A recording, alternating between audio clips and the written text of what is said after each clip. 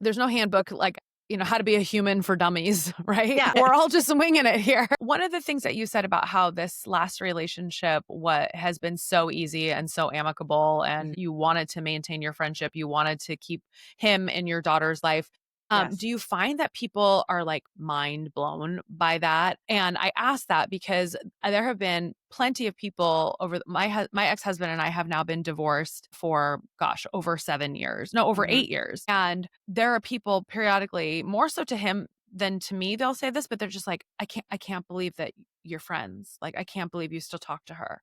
Yeah. And we're both kind of like, well, okay, but we have a friendship and Right. I that think because in didn't. in a lot of people's minds, if you got divorced, then that must mean you hate each other, right? Because Yeah. if you don't hate each other and you can be friends, well, then why did you get divorced? Right. It's like, Yeah, because well, that's it's the not only that black and thing. white.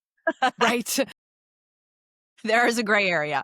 So it's like you can realize that like maybe you're not compatible for whatever reasons, or you just don't share common goals anymore. Or I mean, there could be a million reasons that like you decide that you're just not it's not the right person for you. But that doesn't mean you have to hate each other or that you can't still maintain some kind of healthy relationship moving forward. I mean, especially again, it's important if you're as long as you're two healthy adults, like adults who respect themselves and respect each other, it's a lot easier to maintain that kind of relationship and like have an easier breakup and be able to maybe stay in touch afterwards. And and especially because like he's such an important part in my daughter's life now. Like they have an amazing relationship that has nothing to do with me. And so and I Mhm. I want them to continue to nurture that. My mom my parents separated when I was like 3 and my mom remarried. And so I had a stepdad. And then even after she passed away, he was a ride or die. He was in my life, Oh, forever.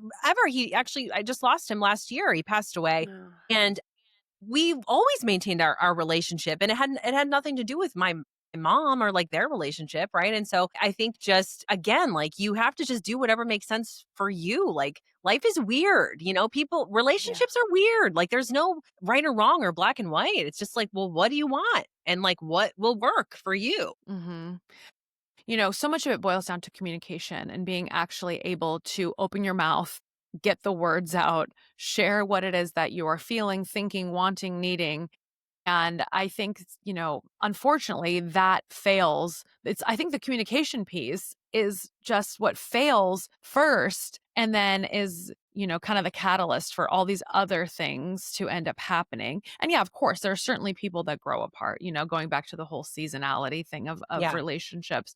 But if you can't communicate with one another, it's just really tough to continue. It is. Yeah. I mean, that's like one of the pillars, right? It's like communication, respect, trust. Like those are things that are just like vital. And once one of those pillars are knocked out, it's really hard to rebuild, right? Like the foundation isn't going to be strong. But yeah, and communication, it's a two-part thing, right? You first have to, again, have that self-awareness to be able to sit with yourself and understand yourself, like your own thoughts and your own needs first, so that you have the capacity to communicate really what you need to the other person. And then they have to be able to do the same thing. Like if somebody makes you mad, communicating like, what you did really pissed me off, or like what you did was really almost like an accusatory or way, that's not really going to solve any problem. So it's almost like sitting with yourself and trying to process it and going, okay, so when they said this thing, it made me mad, but it made me mad because it made me feel like I wasn't being heard.